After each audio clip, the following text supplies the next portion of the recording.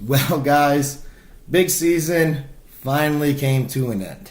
And though, like usual, I was not able to do all the videos I would like, I will still always do the regular season recap, playoff preview. I meant to actually do one last week just to kind of clear up that giant mess. But bottom line is almost you win and you're in. The only one who won and was not in was Dershfall, who fell just barely shy of sexy time in total points for. But it kind of is okay since sexy time had more points against, so they had to work a little bit harder to get there. This is a strange anomaly. I have a few of them. Every single team from Dozers was outscored this season.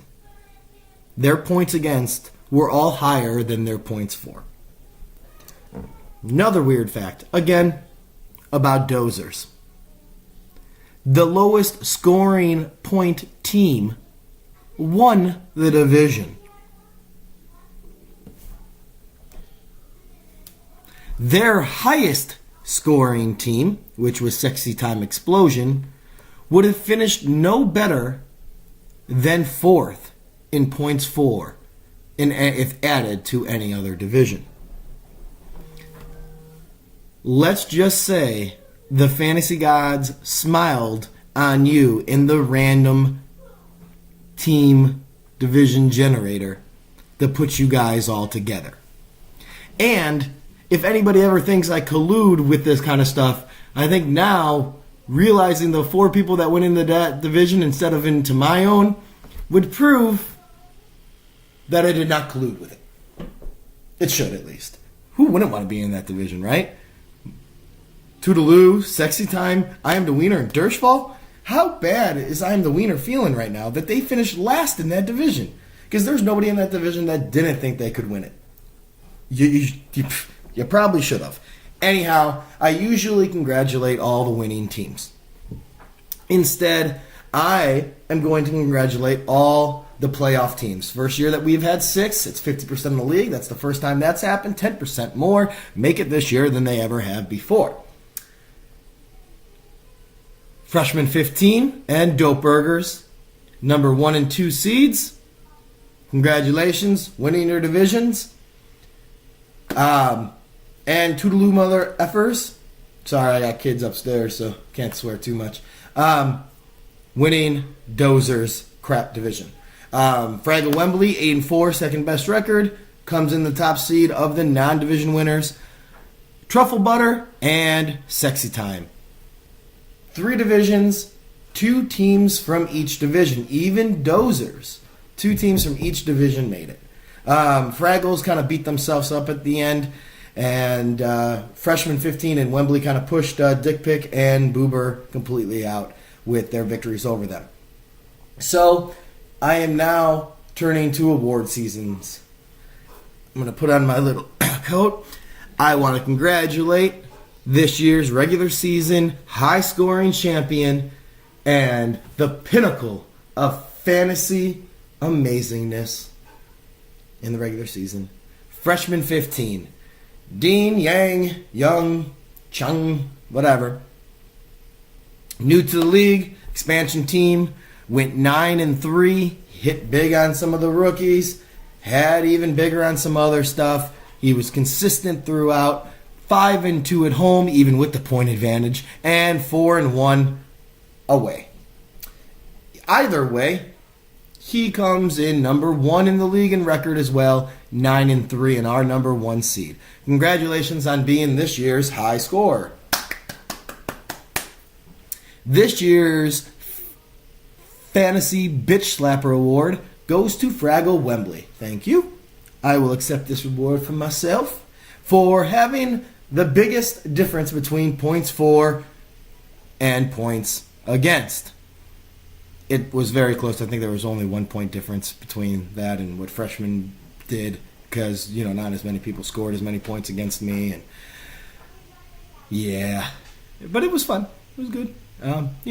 it is what it is. Thankfully, people didn't want to score against me.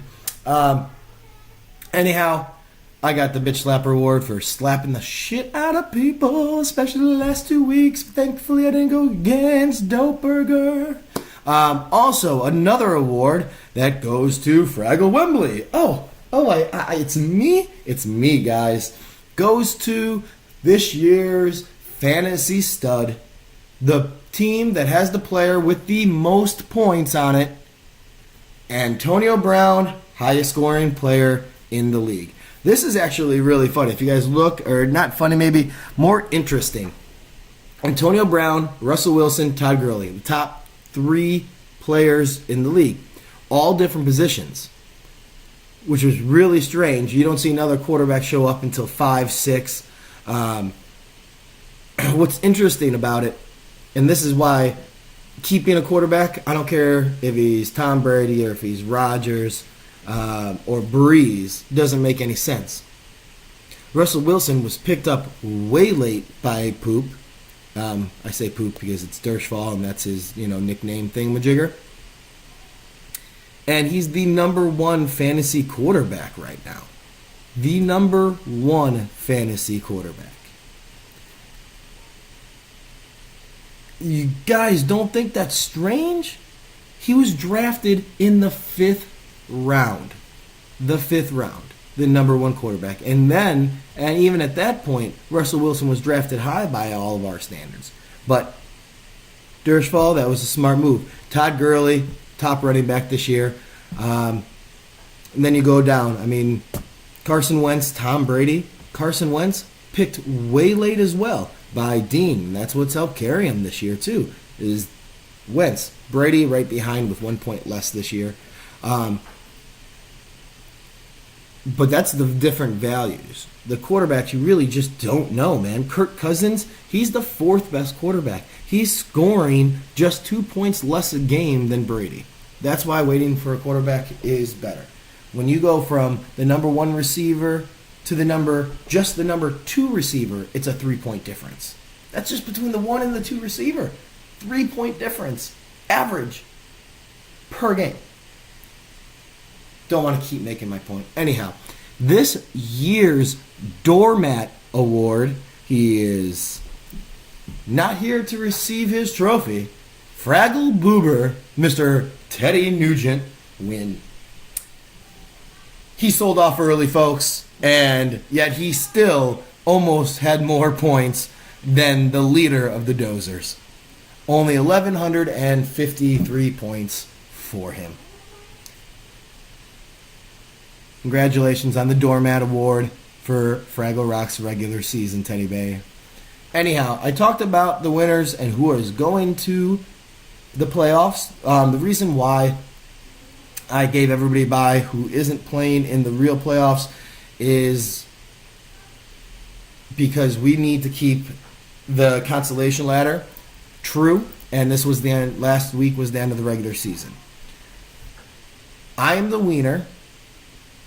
Get some. Boober and Manningsception will all be in the Wax Bowl playoffs. Both are 2 weeks, just like the regular playoffs. Boober and Manningsception, who are at the very bottom, they're number 11 against number 12. Which, just so we're all aware, I'm going to switch. It's going to be 12 against 9 and 11 against 10. Just like the regular playoffs. And the winner, if you win either of those matchups, the 10 against 11 or 9 against 12, you're free and clear. The 2 losers will then face off in the Wax Bowl. I got a feeling it will be Boober against Manningsception, who will hope that Zeke comes back. Which he will be coming back. But, Dallas is going to be way far behind. I'm hoping that DJ comes back for the last 2 years of when I have to wax Dean in the finals, right? That's what I'm hoping. If I make it to the finals, right? 1 week. I hate this 1 week playoff this week, man. It scares the heck out of me. What if I lose to the German? Ugh. And I gave him his only 2 good players on that frickin' team. Pisses me off. Anyhow, that's how the Wax Bowl happens. Other than that, I'll come back I'll preview the playoff games and everything like that. This was just a rundown of last week, or this whole year, regular season. It was a great year, man. We had every single team but one having a chance to make the playoffs in the last week of the year. That's pretty awesome. That's what I actually really liked about the three divisions, even though we definitely had a weak division and we definitely had a stronger division. Every single division still had two people. Only one was guaranteed from each division, and every division had two. So that's kind of what we were aiming for, or that's what I was aiming for. It worked out well. It probably won't work out next year. Next year, someone's going to get four, and the other teams are just going to get their divisions just to F with me. But either way, it was a really, really close, pretty awesome season, guys. For you, those of you who aren't in the season, this year's playoffs, at least you're not in the Wax Bowl. Oh, by the way, you guys aren't in the playoffs, but congratulations, the Dick Pick 6, Team Dershval, Sexy Time Explosion, and Truffle Butter. I'm sorry, not Sexy Time Explosion and Truffle Butter. Dick Pick 6 and Team Dershval. You are the middle ground. You're the first two out, and therefore, no waxing. So I'm just saying, the two big trades I made early in the season, told you it would make your team better. You lost a draft pick, but guess what you guys did? You finished number 6 in the playoffs and number 7, the first one out. You're welcome. I love you guys, and I'll see you in the finals. Even without DJ, that would be an awesome comeback. Whew. Come on.